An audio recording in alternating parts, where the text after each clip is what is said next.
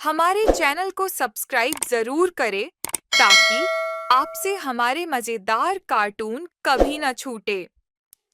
नहीं माँ नहीं। मैंने बोल दिया ना, नहीं तो बस नहीं। मैं आपके पीछे बचे हुए आलू से रोटी नहीं खाऊंगी, और रोटी बनानी भी तो पड़ेगी ना। दीदी सिलाई मशीन पर बैठी हुई हैं, मैं कुकिंग नहीं करूंगी। आप मुझे पैसे दो, मैं तो बाहर से कुछ मंगवा कर खाऊंगी। बेटा, तेरी मासी के यहाँ मुझे अचानक जाना पड़ रहा है। पहले से पता होता तो मैं पैसों का इंतजाम भी कर लेती। अब इस तरह अचानक से मैं तुझे कैसे पैसे दूं? आज एडजस्ट कर लेना। आज कैसे भी पेट भर लेना। दीदी को बोलकर रोटी बनवा लेना। नहीं माँ जी, मुझे तो 500 रुपए चाहिए। माँ, माँ रुको माँ। क्या बात है, ऐसे क्यों चिल्लाती हुई आ रही है? माँ, आप आज मासी के यहाँ जा रही हो ना? देखो, मैंने सिलाई करके मासी के लिए अपनी जैसी ही ड्रेस बनाई है। वो मैंने उनकी शादी में अनारकली पहनी थी ना, तो जो मासी को बहुत ज्यादा पसंद भी आई थी, वैसे ही उनके लिए सिली है। ये भी ले जाओ। ला दे। कलाकार, तू तो बस ऐसे ही काम करती रहा कर। अच्छा, इसे देखना, ज्योति को मैं कब से बोल रही हूँ कि घर में जो आलू की सब्जी है उसी को रोटी से खा लेना, लेकिन ये मान ही नहीं रही है। 500 रुपए चाहिए। अरे अरे माँ, आपको कुछ देने की जरूरत नहीं है। रसोई में ब्रेड है ना, मैं सब्जी और ब्रेड से इसको ब्रेड रोल बनाकर दे दूंगी। देखना, इसे बहुत पसंद आएंगे। ये हुई ना मेरी आस्था वाली बात। देख ज्योति, कुछ सीख अपनी बहन से। सिलाई में भी आगे है और कम खर्च में अच्छी चीजें बनाना भी जानती है। चलो अब मैं चलती हूँ, ध्यान से रहना। सीमा ऐसे बोलती हुई चली गई। ज्योति पहले तो अपनी बहन से जल रही थी क्योंकि उसकी वजह से उसे पैसे नहीं मिल पाए थे, लेकिन जब आस्था ने जुगाड़ से ब्रेड रोल को बनाया तो उसका मूड उन्हें खाकर कुछ अच्छा हो गया। वैसे ये दीदी हमेशा अपनी सिलाई मशीन और कंजूसी की मदद से माँ से तारीफ पाने में कामयाब हो जाती हैं, और एक तरफ मैं हूँ जिसको कभी किसी चीज पर तारीफ ही नहीं मिलती। कहीं ससुराल में भी ऐसा ही ना हो कि मेरी सास बस बेबी की ही तारीफ करे और मैं पीछे रह जाऊं। वैसे भी हम दोनों बहनों की शादी एक ही घर में होने वाली है। नहीं नहीं, मैं ऐसा नहीं होने दूंगी। प्यारी दीदी, आप विदा तो मेरे साथ ही होगी, लेकिन ज्यादा दिन आपको अपने साथ टिकने नहीं दूंगी। ज्योति ने आस्था को ससुराल में सताने का मन बना लिया था। ज्योति और आस्था दोनों बहनें थीं, जिनमें ज्योति का मिजाज बिल्कुल अलग और आस्था का बिल्कुल अलग था। आस्था बहुत ही हिसाब से चलने वाली लड़की थी, तो ज्योति को बस दिखावे का शौक था। ऐसे ही सिलसिला जारी था और वो दिन भी आ गया जब दोनों बहनों की शादी हुई। वैसे तो दोनों बहनों का ससुराल एक ही था, लेकिन दोनों के पतियों के काम में काफी ज्यादा अंतर था। ज्योति का पति विराट अच्छा पैसा कमाता था, तो वहीं तरुण बस खेती बाड़ी से ही कमाई करता था। आज दोनों बहनों की संदूक खुलाई की रस्म थी। अरे वाह, मेरे घर बहुएं आते ही कितनी रौनक है। वर्षा, आज तो तेरा दिन है। खुलवा अपनी अपनी भाभीियों का संदूक और जो तुझे अच्छा लगे वो मांग ले। उम्मीद है मेरी भाभियां मेरी इस रस्म के लिए कुछ अच्छा ही सामान लेकर आई होंगी। पहले मैं बड़ी भाभी का संदूक खोलूंगी। वर्षा ने पहले अपनी बड़ी भाभी आस्था का संदूक खोला, जिसके अंदर से उसे भीतर ही सुंदर सूट मिला जो कि आस्था ने खुद सिला था। कैसा लगा तुम्हें ये तोहफा वर्षा? इस सूट को मैंने खुद अपने हाथों से बनाया है। बहुत ही ज्यादा प्यारा है भाभी, सच में। चलिए अब मैं ज्योति भाभी का खोलूंगी। मैंने तो पहले ही इसमें ब्रांडेड ड्रेस रखी है। आज तो मैं दीदी को अच्छे से सबके सामने नीचा दिखाऊंगी। मैं खोल रही हूँ भाभी। हाँ हाँ, खोलो। वर्षा ने जैसे ही ट्रंक खोला तो उसमें एक बहुत ही सुंदर ब्रांडेड शॉर्ट ड्रेस थी, जिसको देखकर वर्षा का दिल गार्डन गार्डन हो गया। और अरे वाह, ये तो बेस्ट है। मुझे लगा जब गिफ्ट देना ही है तो दिल से देना चाहिए, ये नहीं कि कंजूसी से उसे घर में ही बना ले। मैंने तो बिल खोल कर लुटाया। ज्योति ने अपनी बहन की बात मानकर वहां आस्था को शर्मिंदा कर दिया। ऐसी कुछ देर के बाद दोनों बहनों की पहली रसोई की रस्म हुई, जिसमें आस्था ने तो पूरी सब्जी ही बनाई, लेकिन ज्योति ने पिज्जा बनाया। और अरे वाह, पिज्जा ये किसने बनाया? जेठ जी, ये पिज्जा मैंने बनाया है। खैर, वैसे मुझे लगा कि पूरी सब्जी ये सब तो पुराना है, इसको कौन ही खाएगा। पिज्जा बना देती हूँ।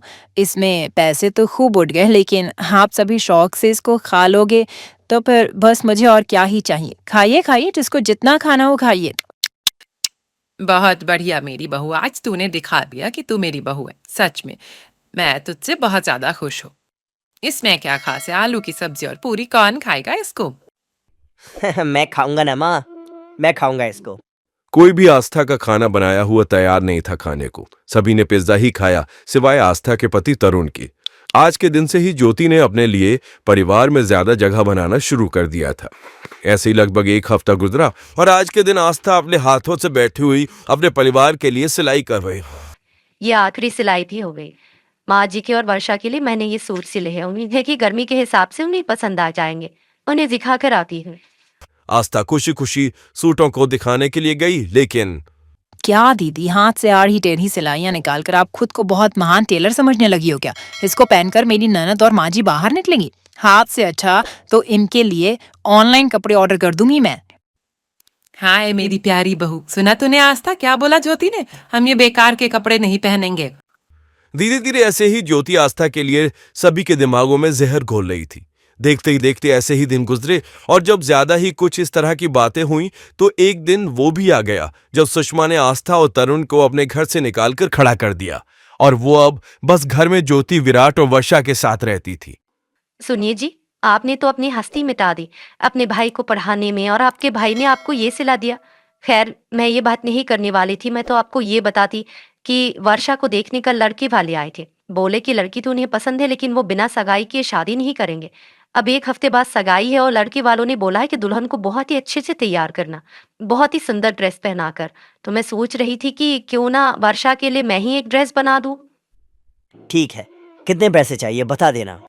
अरे बाबा, तुम क्यों टेंशन लेती हो? मैं दिलवाऊंगी ना तुम्हें एकदम ब्रांडेड ड्रेस, कितनी भी महंगी क्यों ना हो। बस तुम बता देना कि कौन सी पसंद आई। एक तरफ आस्था वर्षा के लिए घर में ही ड्रेस बनाने का इरादा लिए हुए थी, तो वहीं दूसरी तरफ ज्योति भी वर्षा को खूब चढ़ा रही थी। कुछ देर बाद वर्षा ने ज्योति को ड्रेस पसंद करके बता दी, जिसके बाद बड़ी सुंदर सुंदर ड्रेसेस पर नजर थी उसकी, लेकिन मैंने अपनी शादी में इतना सुंदर कुछ नहीं पहना, तो इसको कैसे पहनने दूं? मैंने आखिर उसे सड़ी हुई सी ही ड्रेस पसंद करवा दी है। अब इसको डुप्लीकेट ब्रांड से निकाल कर बुक करूंगी तो ज्यादा पैसा खर्च नहीं होगा। एक तरफ ज्योति ऐसे सोच रही थी तो वहीं दूसरी तरफ ये लैवेंडर कलर की नेट और वाइट पर्ल बहुत ही प्यारे लगेंगे। मैं इसी से एक बॉल गाउन बनाऊंगी। आस्था ने घर में पूरी जी जान से मेहनत शुरू कर दी। देखते ही देखते एक हफ्ता गुजर गया और वो दिन भी आ गया जब ज्योति की सगाई थी। पहले उसने ज्योति की मंगवाई ड्रेस देखी, जो घर आ जाने पर उसे जरा भी पसंद नहीं आई। अभी वो मुंह फुलाए हुए ही थी कि तभी वर्षा, तू शायद भूल गई थी कि तेरी 2 भाभी है। देख, आस्था तेरे लिए खुद गाउन सिलकर लाई है। सुषमा ने जैसी वर्षा को आस्था की सिली हुई ड्रेस दिखाई तो उसका दिल खुश हो गया। वाह भाभी, ये मेरे लिए? अरे वाह, आपने तो आज मेरा दिन ही बचा लिया। कितनी सुंदर ड्रेस है। अब मैं इसी गाउन में अपनी एंगेजमेंट करूंगी। थैंक्स। ज्योति भाभी की मंगवाई हुई ड्रेस ब्रांडेड तो थी, लेकिन अच्छी नहीं है। ज्योति को वर्षा की बात सुनकर गुस्सा आ गया और गुस्से के एकदम से वो सच बोल पड़ी। ये ब्रांडेड नहीं है, ये डुप्लीकेट ब्रांड है। नहीं तो ब्रांडेड ड्रेस बहुत अच्छी आती, समझ आया? अब आइंदा से ऐसे ना बोलना।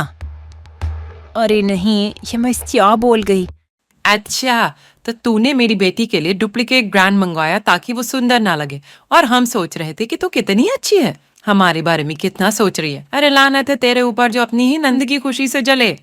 लेकिन देख, आस्था को ये कितनी अच्छी है। इसने हाथ से ऐसी ड्रेस बनाई जो मॉल में भी ना मिले। आस्था बहू, तू यहीं आकर वापस से रहने लग मेरी बच्ची।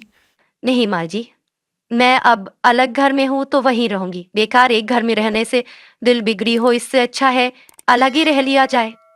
आस्था वापस आने को नहीं मानी क्योंकि उसे अपना सम्मान प्यारा था। लेकिन आज के दिन ज्योति की सच्चाई सभी के सामने आ चुकी थी। आज के बाद फिर कभी ज्योति ने कोई चालाकी नहीं की।